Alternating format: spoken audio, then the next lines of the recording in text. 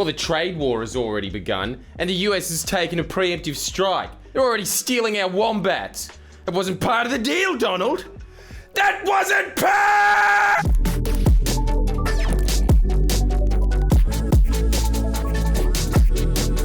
Yo, Hobart, Launceston and Sydney. I'm coming with my brand new show about UFOs. Come.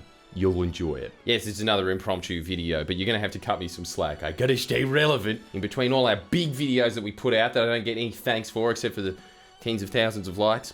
So, can I just start this video by saying, I like that Donald Trump is going nuts. Don't you? I think the answer is if you're from anywhere other than the northern states of the United States. Hell yeah. This is sick. I've never felt so united with the Western Front in my entire cognizant life. Feels like World War II again, except for the Americans and the Germans. Might need to explain that a little bit more, but the effect that you're seeing in Canada, I have never seen swings like that in my life. How the hell can you go from we're in government to, oh my God, we're gonna lose the next election by 20 points to, nah, what? I mean, yeah, Justin Trudeau was a bit of a cuck, but 30 points cucked? Honestly, if I was the new guy, I would be calling a snap election tomorrow before I learn what your name is, sir.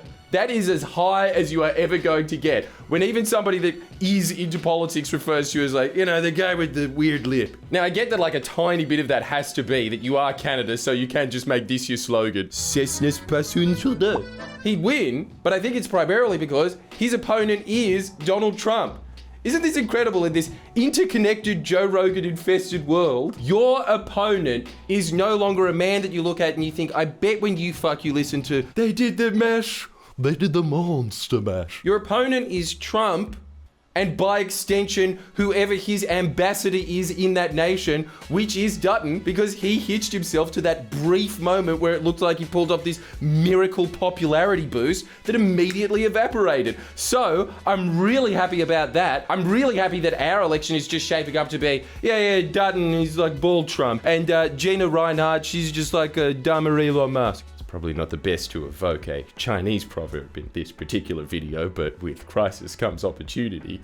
I think that this is a golden opportunity to redefine our extremely unbalanced relationship with the United States. The biggest albatross of that being AUKUS. Terrible deal. Unless you're the United States, in which case it's an incredible deal. If you don't know what AUKUS is, it's pretty much just paying tribute in Rise of Nations. Same principle that applies. Pretty much, the United States is the emperor god. Everybody else has to pay their little white elephant homages to the United States military-industrial complex. We are not alone in this, by the way. This is just something that all allies across the planet do. They buy military equipment from the United States at massively inflated prices. And that is just like the Thailand king handing out white elephants. It's kind of just a way of paying tribute to the United States.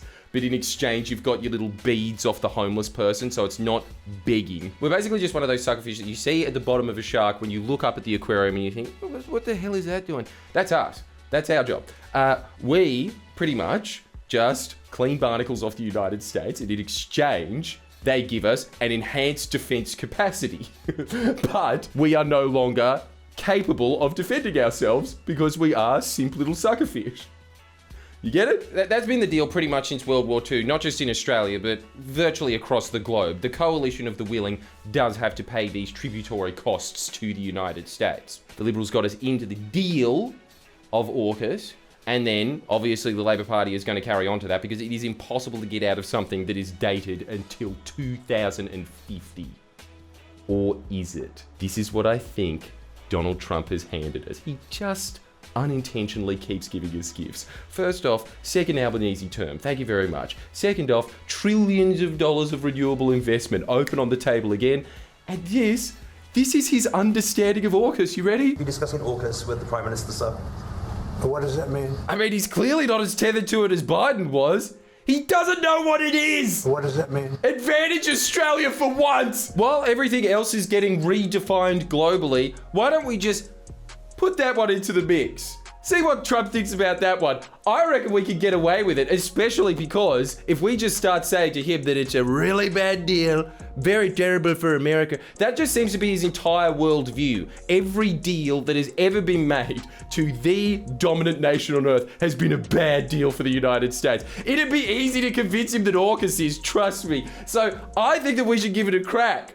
That'd be incredible to get out of that. Do what Keating said. Get a bunch of Collins-class submarines, because really, my big gripe with AUKUS, apart from the fact that it just needlessly raises tensions with China, is that it's just such a rip. For 8 subs, I mean, yeah, they're like buying Ferraris, but man, what's wrong with 20 Toyotas, eh? There's the Australian spirit right there. We could have got it from the Japs. And it's not even like this isn't with our president either. Portugal has used it to pull out of their bum deal with the United States for F-35s. Canada is renegotiating their deal with F-35s as we speak. This is happening right now. All of America's allies are allied against the United States. What the hell? Given that these are the circumstances, I think that we could quietly just kill this and no one would notice anymore because of all the chaos that Trump is evoking. The only way that he could notice is if someone he hates and knows the name of, unlike the deal, which is Malcolm Turnbull. He really hates that guy because Malcolm Turnbull stands up to the bullies by going on the project and bitching about Donald Trump. The deal that was done was a very, very bad deal for Australia. What a guy, hey? I mean, no wonder the project likes him so much. Yes, we hate bullies as well. And yes, bullies are awful, aren't they?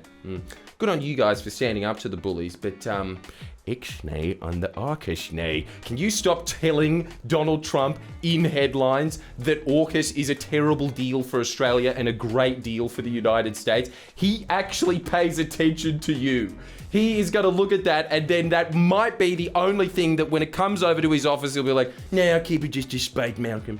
That goes in ass. Honestly, I know that I'm completely contradicting my own point, but again, like, dude, there is no way that Donald Trump sits home after watching Fox and Friends and being like, now to watch Friendly Jordies. What workers will be confessing their sins this week? But this is what we should be doing as a nation.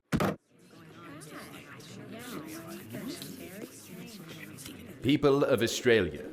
Shh. I think I understand. Yes, this is another terrible deal. I recognize a bad deal anywhere. Yeah, I can't believe this, but I have never been so happy with Australia's future than it being dangerously exposed to its enemies.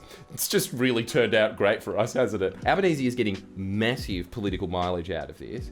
He is setting up Australia for a far better future with all the renewable investments that can now be channeled into future banking Australia, which is exactly what it was designed to do. Pick up foreign investment to tie it into Australia becoming an energy superpower. So that has been turbocharged by Donald Trump with all of his shenanigans. And, gotta say, Albo, your instinct's been right.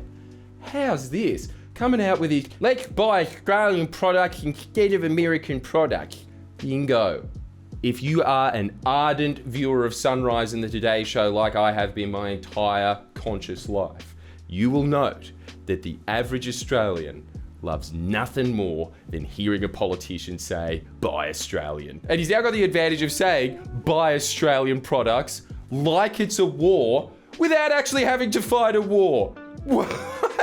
How the hell has Albanese had this dream run over the last month after having 3 years of just being beaten to the shit by the press? All of a sudden, everyone's like, just Peter Dutton, his vibe isn't right for me. Whatever, I'll take it. So yeah, all I'm saying is, yeah, go Albo, and I agree. Buy Australian. Instead of buying Coke, which rots your teeth, buy Schweppes, in which the research is obviously not as fervent because it's not as popular a product, and so we can only assume that it's good for your teeth. They actually have links to the Coca-Cola company as well. Ah, crap. I believe I've got to get Kirk's now.